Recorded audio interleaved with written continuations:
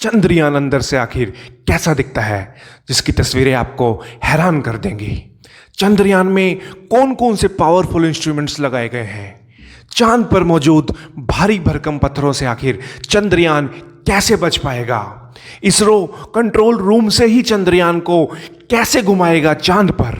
जी हां, ये सब सवाल आपके दिमाग में जरूर होंगे। बस कुछ देर और आपको हर सवाल का जवाब मिलने वाला है। अंत तक इस वीडियो में बने रहिए। आइए एक एक करके जानते हैं हर सवाल का जवाब। दरअसल चंद्रयान की जब चांद पर उतरने की प्रक्रिया शुरू होगी, तब सिर्फ लैंडर और रोवर ही इस चंद्रयान का हिस्सा होंगे। दोस्तों, ये रहा आपकी स्क्रीन पर लैंडर। आइए लैंडर के एक एक हिस्से को बारीकी से जानते हैं।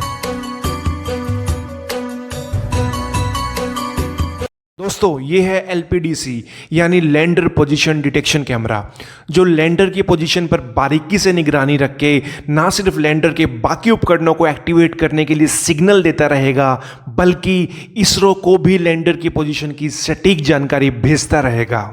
दरअसल चांद की सतह पर उतरते वक्त चंद्रयान का लैंडर पैराबोलिक मोड में होगा, यानी कि लैंडर की हॉरिजॉन्टल और वर्टिकल दोनों वेलोसिटीज होंगी। और ये कैमरा जो आप अपनी स्क्रीन पर देख रहे हैं, ये है LHVC यानी लैंडर हॉरिजॉन्टल वेलोसिटी कैमरा। ये लैंडर के बिल्कुल सामने की तरफ लगा हुआ है। ये लैंडर की हॉरिजॉन्टल वेलोसिटी मेजर करेगा, ताकि ज़रूरत के हिसाब से एक्सेलेरेटर को स्पीड कम या ज़्यादा करने का सिग्नल भेजा जा सके और चंद्रयान क्रैश होने से बच पाए। दोस्तों, लैंडर का अगला उपकरण जो आपकी स्क्रीन पर है, यह है KA बैंड एल्टीमीटर। आपको बता दें, एल्टीमीटर दो तरह के होते हैं, रेडियो एल्टीमीटर और non radio altimeter. KA band altimeter एक रेडियो एल्टीमीटर है। जब चंद्रयान ज़्यादा ऊंचाई पर होगा, तब यही रेडियो KA बैंड एल्टीमीटर ही चंद्रयान की ऊंचाई मेजर करेगा। और इस चंद्रयान में दो KA बैंड एल्टीमीटर मौजूद हैं, और ये है लेसा यानी लेजर एल्टीमीटर। लैंड करते वक्त जब चंद्रयान के लैंडर की हाइट कम रह जाएगी, तब लेसा की मदद से ही चंद्रयान की हाइट मापी जाएगी। दोस्तों, इसे गौर से देखिए। यह है लैंडर का पावरफुल 800N लिक्विड इंजन।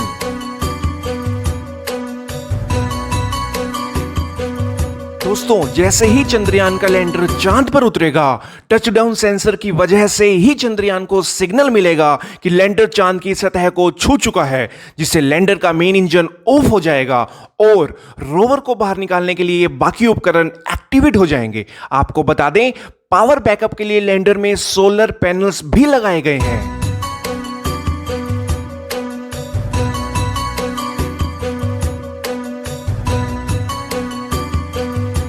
दोस्तों, आपकी स्क्रीन पर यह है LHDC यानी लैंडर हैजार्ड डिटेक्शन कैमरा। यानी कि लैंड करते वक्त अगर कोई भी पत्थर या कोई रुकावट लैंडर को आती है, तो LHDC ही चंद्रयान के लैंडर को सिग्नल भेजेगा और लैंडर अपनी लैंडिंग पोजीशन चेंज कर लेगा।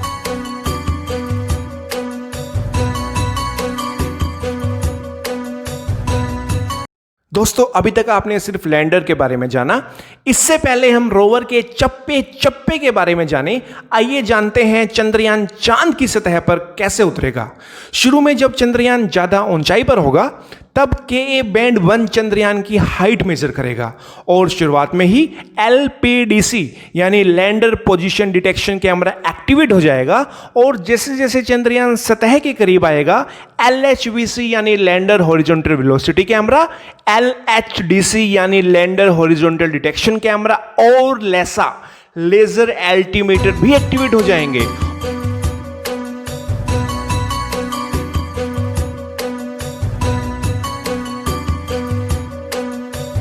और जैसे ही चंद्रयान का लैंडर चांद की सतह को छू लेगा, टचडाउन सेंसर की मदद से लैंडर को सिग्नल जाएगा और रोवर को बाहर निकालने की प्रोसेस शुरू हो जाएगी।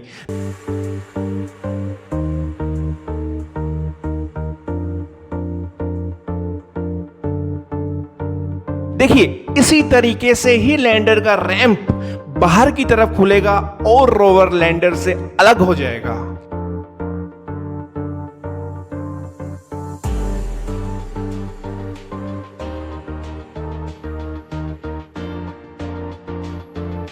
आइए अब रोवर के हर हिस्से को अच्छे से जानते हैं।